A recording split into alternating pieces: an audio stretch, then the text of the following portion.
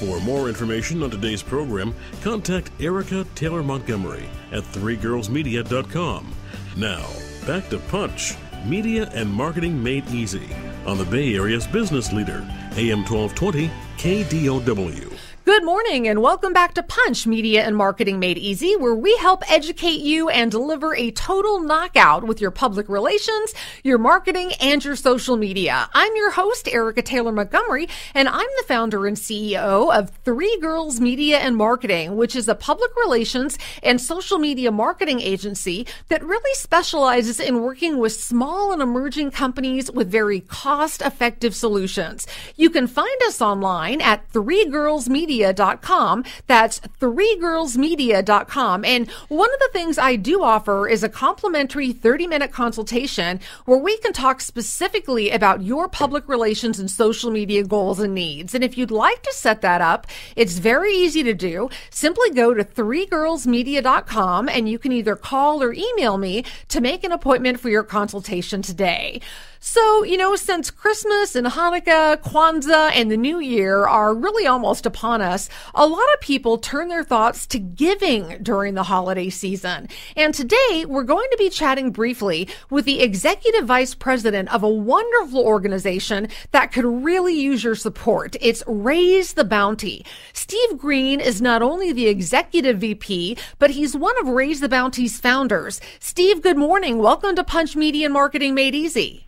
Good morning, Erica, and thank you for having me on your show. Absolutely. So why don't you tell our listeners a little bit about Raise the Bounty? Okay, Erica, Raise the Bounty was conceived about 6 months ago when two friends met and were wondering why so many of these children that were missing and abducted in this country don't come back or aren't retrieved.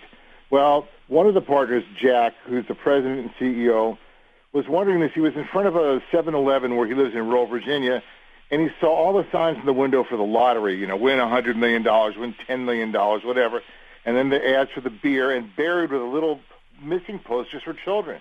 So he wondered, why are these kids getting such small rewards offered for their returns? It was ridiculous, but all this other money's out there. So he gave me a call, and we were talking about it, and at that time, I was really consumed by a local missing child case here in Northern California, a gal named Sierra Lamar from Morgan Hill, where, it was a big case. Thousands of people were volunteering to help look for this child, yet the rewards were $10,000 raised to $15,000, and 7 months later, they're still at like $35,000.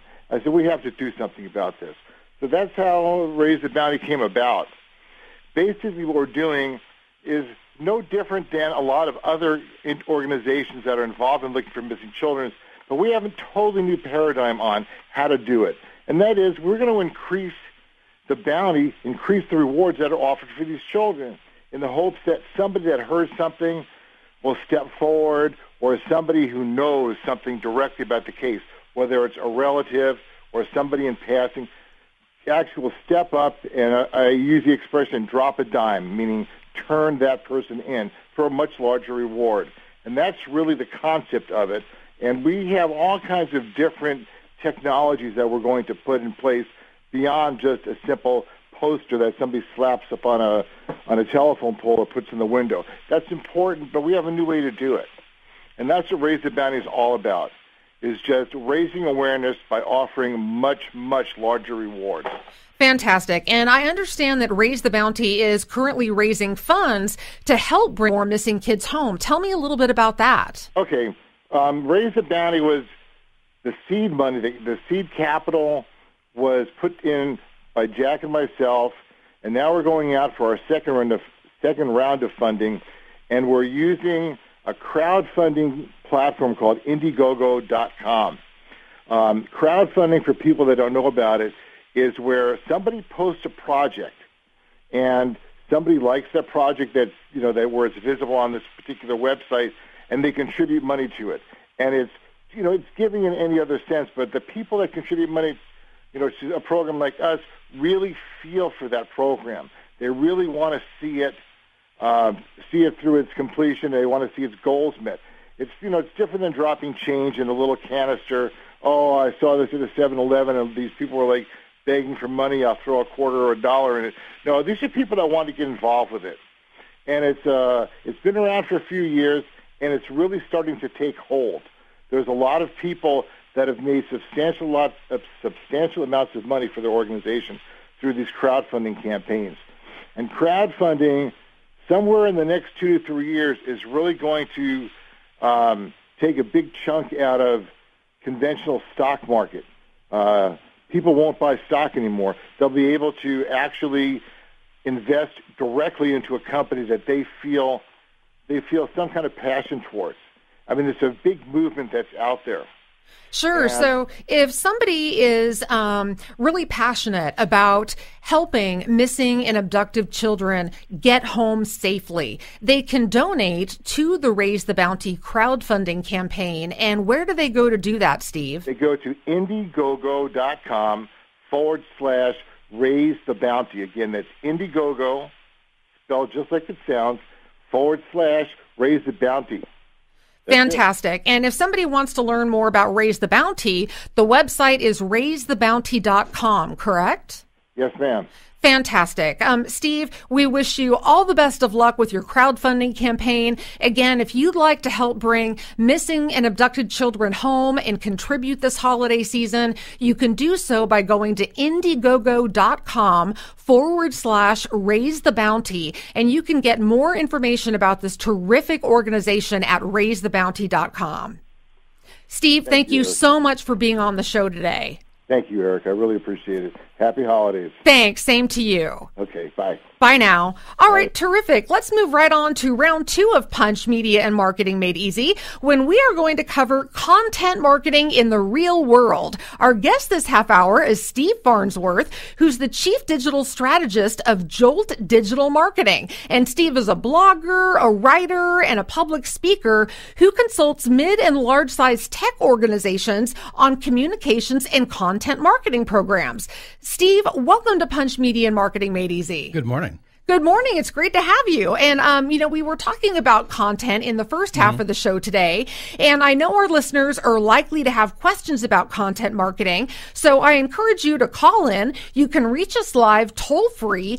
800-516-1220 is the number. That's 800-516-1220. So Steve, why don't we start with the absolute basics? How would you define content marketing? Very basically, it's about creating content that is about publishing articles that people find relevant to what's important to them. And those articles are relevant to bring in the exact audience you want to do business with. And then the simplest version is a blog.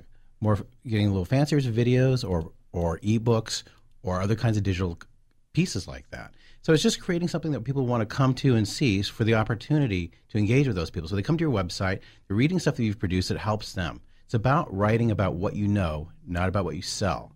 And if you do that, then people are coming in there, they're seeing your name, they're getting to engage with you, you're solving their problems. And when they want that product, they're on your site. They have an opportunity to ask for more information about your product specifically. But it's really focusing on writing about what you know, not about what you sell. So about being an expert in your particular field and sharing that expertise. Being a domain expert, you're a subject matter expert. Yeah, absolutely. So why do you think companies should devote resources to content marketing versus other types of marketing activities? Well, that's a great question. There's a lot of people are very hesitant to do it. And because they go, it's one more thing for me to do. And you should still do what works for you. But, there's a great guy by the name of David Meerman Scott. Now, the guy is, the godfather of digital marketing. He's been doing it for a lot of years. And he did an interesting experiment.